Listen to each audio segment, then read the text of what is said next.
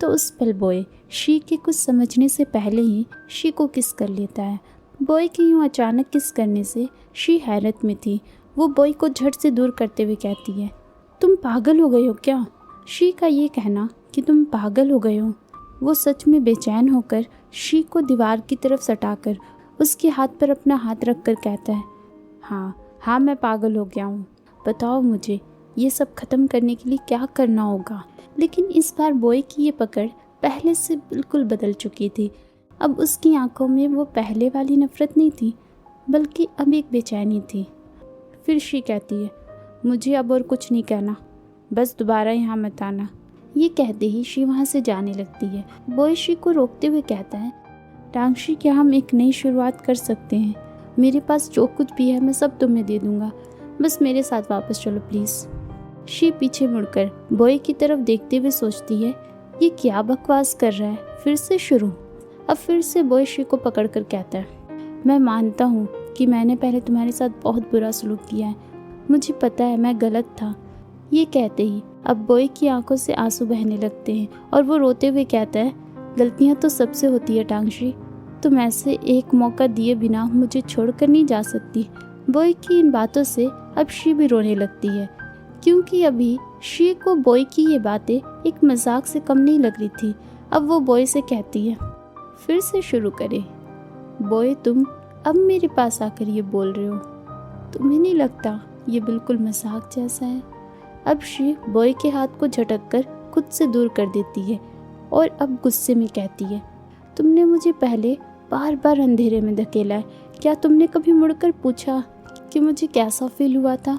तुमने मुझे जेल भेज दिया और एक बार भी मेरा हाल तक नहीं पूछा। तुम्हारी वजह से मेरी पूरी लाइफ ख़त्म हो गई और अब तुम मुझे शुरुआत करने के लिए कह रहे हो। फिर शी उस दर्दनाक पल को याद करके कांपते हुए कहती है, बॉय, जो चीज़ एक बार टूट गया हो तो उसे ठीक नहीं किया जा सकता, और तुमने मेरी जो ज़िंदगी बर्बाद की है उसका बदला तुम कैसे चुकाओगे? फिर बॉय टांगशी कहते हुए शी की तरफ हाथ बढ़ा ही रहा होता है। शी उसको खुद से दूर करते हुए कहती है, मेरा नाम मत लो। बॉय के हाथ वहीं रुक जाते हैं और वो शी को समझाते हुए कहता है, टांगशी, क्या हम ऐसा नहीं कर सकते? 5 साल पहले जो भी हुआ था उसे फिर से इन्वेस्टिगेट करने में मैं तुम्हारी हेल्प करूँगा, प्लीज़ मुझे ऐसे मना करना बंद करो। अब शी कहती है, क्या कहा? 5 साल पहले? बॉय, तुम्हारी तरफ से तो मुझे एक लफ्ज़ पर भी यकीन नहीं है। ये कहकर शी वहाँ से जाने के लिए मुड़ जाती है। बॉय बेचैन होकर कहता है, टांगशी मत जाओ प्लीज़, मुझे पता है पहले मुझसे गलती हुई है, मुझे सच में बहुत तकलीफ़ हो रही है। तुम्हें चोट पहुँचाना मुझे खुद को चोट पहुँचाने जैसा बन गया है। अब तो तुम्हें दूर जाते देखना भी सह नहीं पा रहा हूँ। मुझे बिल्कुल समझ नहीं आ रहा है कि अब मैं क्या करूँ। शी बॉय की बात को इग्नोर करके अब वो रूम में जाने के लिए दरवाज़ा खोल ही रही होती है। तभी बॉय शी को रोकने के लिए उसके हाथ को वहीं पकड़ लेता है और अब इसी पल बॉय अपनी सच्ची फीलिंग्स शी को बताता है। बॉय पहली बार शी से अपने प्यार का इजहार करता है। वो कहता है, टांगशी, ये पहली बार है जब मुझे किसी से प्यार हुआ है। जब मुझे आखिरकार सब कुछ समझ में आने लगा है, तब तुम मुझे ऐसे अकेला छोड़कर नहीं जा सकती। प्लीज़ कम से कम इस न्यू ईयर पर तो अकेला मत छोड़ो। पर शायद बॉय को ये एहसास करते हुए काफ़ी वक्त लग गया। शी का बॉय की इन बातों पर यकीन कर पाना अब बिल्कुल ही नामुमकिन बन चुका था। अब शी मुस्कुराते हुए कहती है, बॉय, तुम कितने पत्थर दिल हो, तुमने ही मुझे सबसे पहले छोड़ा था और अब तुम ही हो जो मुझे जाने नहीं दे रहे। अब शी दोबारा वहाँ से जाते हुए कहती है, लेकिन बॉय, मेरी ज़िंदगी ऐसी नहीं है जो तुम्हारी दी हुई हर चीज़ को झेल सके। बॉय झट से कहता है, टांगशी मैं। लेकिन अब इससे आगे अब बॉय में भी शी से कुछ कहने की हिम्मत नहीं बची थी, तो बस उदास होकर वो इतना ही कहता है, हैप्पी न्यू ईयर।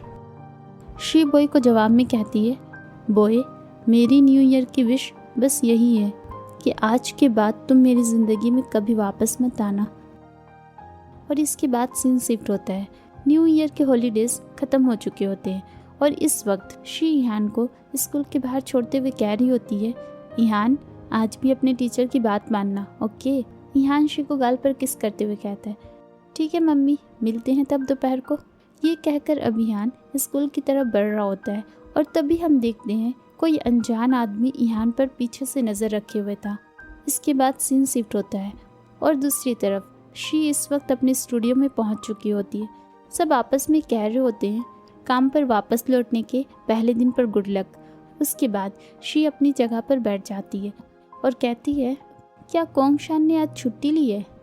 तभी शी को लावांग बताता है, मुझे उसकी तरफ से तो कोई भी छुट्टी का मैसेज नहीं मिला है। फिर फैंग फैंग बोलती है, कोंगशान हमेशा लेट तो होता है पर वो ऐसे ही काम स्किप नहीं करेगा, क्या कुछ हुआ है? उसी वक्त शी को किसी का कॉल आता है। वो शी को बता रहा होता है, मिस टांगशी बहुत बुरी खबर है, इहान मिल नहीं रहा है। शी घबराते हुए कहती है, क्या? फिर वो तुरंत बॉय को कॉल करके पूछती है, बॉय तुम इहान को फिर से अपने साथ क्यों ले गए? इस पर बॉय शी को बताता है, टांगशी मैंने तो कुछ नहीं किया, मैं इसके बारे में कुछ नहीं जानता। ये सुनकर शी कहती है, तो फिर इहान स्कूल से कैसे गायब हो गया? पहले बॉय शी को रिलैक्स होने को कहता है और फिर बोलता है, टेंशन मत लो, मैं तुम्हें लेने आ रहा हूँ, चलो पहले स्कूल चलते हैं। और अगले ही सीन में बॉय और शी स्कूल पहुँच चुके होते हैं। वो लोग इस वक्त फुटेज चेक कर रहे होते हैं। तभी उन्हें दिखता है ब्लैक सूट में एक आदमी इहान के मुंह को पीछे से दबाए हुए था। शी उसको देखकर चौंकते हुए कहती है, ऐसा कैसे हो सकता है? क्या किसी ने इहान को किडनैप कर लिया?